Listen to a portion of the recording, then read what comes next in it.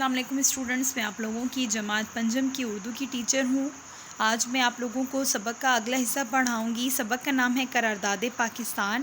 صفحہ نمبر 14 نکال لیں کتاب میں۔ پچھلے لیکچر میں نے آپ لوگوں کو یہاں تک پڑھایا تھا۔ آئیں تھوڑا سا پیچھے سے ریوائز کر لیتے ہیں کہ ہم نے کیا پڑھا تھا۔ بچوں، میں نے آپ لوگوں کو پڑھایا تھا کہ قرارداد پاکستان کے بارے میں تو مسلمانوں نے بر صغیر پر 1000 برس حکومت کی ہے۔ کتنے؟ 1000 برس۔ لیکن جب مسلمانوں کی حکومت کمزور ہو گئی تو کیا ہوا؟ انگریزوں نے مسلمانوں کی جگہ پر حکومت قائم کر لی۔ لیکن مسلمانوں نے بھرپور کوشش کی کہ وہ انگریزوں کو نہ چھوڑیں حکومت کرنے کے لیے، لیکن پھر کیا ہوا؟ ایک جنگ لڑی گئی۔ کب جنگ لڑی گئی؟ 1857 میں جنگ لڑی گئی مسلمانوں اور انگریزوں کے درمیان، جس میں مسلمانوں کی ہار ہو گئی، شکست ہو گئی اور انگریزوں نے اپنی حکومت قائم کر لی۔ اور پھر انگریزوں نے کہاں کتنی حکومت کی؟ مسلمانوں نے تو 1000 برس کی تھی نا، انگریزوں نے 150 برس حکومت کی۔ 150 برس بعد مسلمانوں نے دوبارہ اپنی جگہ لے لی تھی۔ اب انگریزوں نے مسلمانوں کو شکست دے کے حکومت تو بنا لی اپنی، لیکن انگریز ابھی بھی ڈر رہے ہیں کہ مسلمان کہیں دوبارہ نہ کھڑے ہو جائیں اور ہم سے ہماری حکومت لے لیں۔ لیکن انہوں نے کیا کیا؟ انہوں نے مسلمانوں کو اور بھی کمزور کیا اور بھی ان کو تباہ کرنے کی پوری کوشش کی، اور اسی بات کا ہندوؤں نے فائدہ اٹھایا اور ہندوؤں نے انگریزوں کے ساتھ مل کر مسلمانوں کو اور بھی کمزور کرنے کی کوشش کی۔ تو یہ وقت مسلمانوں کے لیے بہت مشکل وقت تھا، لیکن مسلمانوں نے پھر بھی ہمت نہیں ہاری اور انہوں نے غلامی سے نجات حاصل کرنے کی پوری کوشش کی۔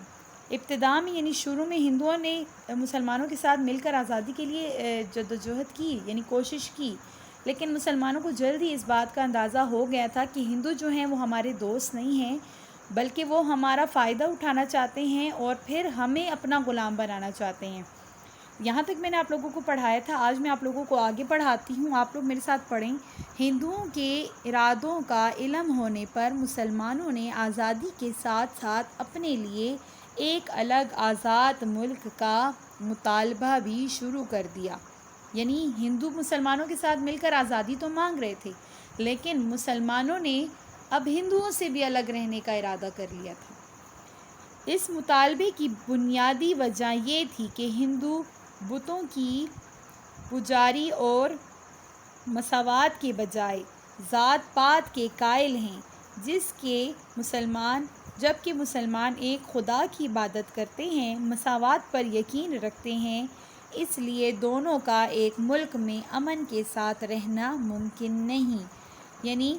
ہمارے ادھر کیا ہے؟ ہمارے اسلام میں برابری ہے، کسی میں کوئی فرق نہیں ہے اور ہم صرف ایک اللہ کی عبادت کرتے ہیں۔ لیکن ہندو کیا تھے؟ وہ تو بتوں کی پوجا کرتے تھے اور ان میں تو ذات پات تھا کہ اونچی ذات اور نیچی ذات، تو ایسی باتوں پہ تو ہمارا اکٹھا رہنا ناممکن تھا۔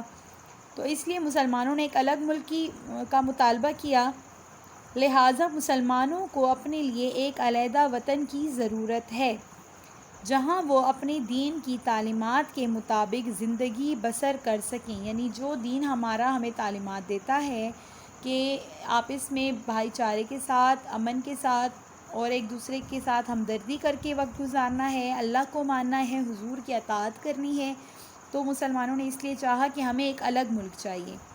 ہندوؤں نے مسلمانوں کے اس مطالبے کی بھرپور مخالفت کی۔ ہندو چاہتے تھے کہ یہ ہمارے ساتھ اکٹھے ہی رہیں تاکہ ہم ان پہ ظلم ہی کرتے رہیں، ناانصافیاں ہی کرتے رہیں۔ ہندوؤں نے مسلمانوں کے اس مطالبے کی بھرپور مخالفت کی۔ ان کی مخالفت کے باوجود مسلمانوں نے ایک علیحدہ آزاد وطن کے حصول کے لیے جدوجہد جاری رکھی۔ 23 مارچ 1940 کو مسلمانوں کی نمائندہ سیاسی جماعت مسلم لیگ کا اجلاس لاہور کے اقبال پارک میں منعقد ہوا۔ کہاں ہوا؟ اقبال پارک میں منعقد ہوا۔ بچوں، آپ لوگوں نے 4 کلاس میں پڑھا تھا نا، اس میں آپ لوگوں نے قرارداد پاکستان کے بارے میں پورا پڑھا تھا کہ لاہور میں کس جگہ پر کس پارک میں ہوا تھا۔ یہ پھر سے آپ کو تھوڑا سا بتا دیا گیا ہے کہ لاہور میں اقبال پارک میں یہ منعقد ہوا تھا۔ اس اجلاس کی صدارت قائد اعظم محمد علی جناح نے کی۔ کس نے کی تھی؟ قائد اعظم محمد علی جناح نے کی۔ مسلمانوں کی بہت بڑی تعداد نے اس اجلاس میں شرکت کی۔ یہ بھی آپ نے 4 میں پڑھ لیا تھا اس کے بارے میں، آج میں آپ لوگوں کو اور اس کے بارے میں بتاؤں گی۔ اس اجلاس کے دوران مشہور مسلم لیگی رہنما مولوی فضل الحق نے ایک قرارداد پیش کی۔ کس نے کی تھی؟ ایک مشہور مسلم لیگ کا ایک رہنما تھا مولوی فضل الحق نے ایک قرارداد پیش کی۔ قرارداد میں یہ مطالبہ کیا گیا تھا کہ برِ صغیر کے وہ تمام علاقے، برِ صغیر کسے کہتے ہیں؟ یعنی پاکستان، ہندوستان، بنگلہ دیش اور کشمیر، یہ پورا ایریا کیا تھا؟ یہ برِ صغیر تھا۔ کیا تھا؟ اس کو برِ صغیر کہتے تھے۔ اچھا، قرارداد میں یہ مطالبہ کیا گیا تھا کہ برِ صغیر کے وہ تمام علاقے جہاں مسلمان اکثریت میں ہیں، یعنی اکثریت کا کیا مطلب ہے؟ زیادہ ہیں، ان پر مشتمل ایک آزاد اسلامی ملک قائم کیا جائے۔ یعنی جتنے بھی علاقے ہیں جہاں پر مسلمان زیادہ ہیں ان کو اکٹھا کر کے ایک آزاد ملک قائم کیا جائے۔ وہ علاقے جہاں مسلمان اقلیت میں ہیں وہاں ان کے حقوق کے تحفظ کا بندوبست کیا جائے۔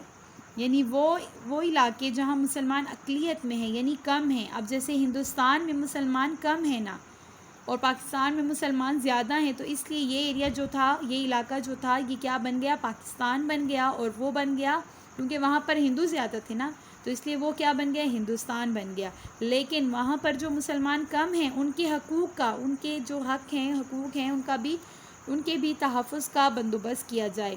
تمام حاضرین نے اس قرارداد کو پرجوش انداز میں منظوری دی۔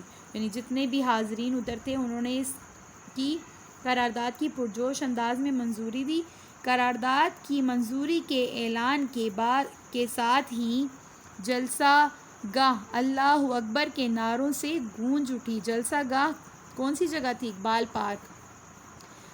جلسہ گاہ جہاں پہ جلسہ ہوا وہاں پر اللہ اکبر کے نعروں سے یہ کی آواز گونج اٹھی، ٹھیک ہے۔ قرارداد کی منظوری پر ہندوؤں نے طنزاً اسے قرارداد پاکستان کہہ کر مسلمانوں کا مذاق اڑانا شروع کیا۔ قرارداد کی منظوری پر ہندوؤں نے طنزاً اسے قرارداد پاکستان کہہ کر مسلمانوں کا مذاق اڑانا شروع کیا۔ برِ صغیر کی تقسیم کے مطالبے کو مسترد کرتے ہوئے اس کی مخالفت شروع کر دی۔ کس نے شروع کر دی؟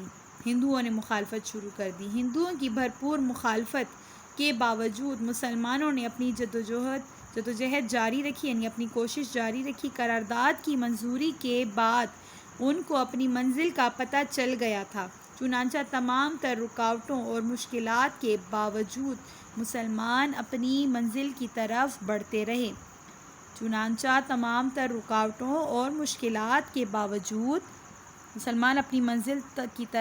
رہے۔ اور بالآخر 14 اگست 1947 کو اپنے لیے آزاد وطن پاکستان حاصل کر لیا۔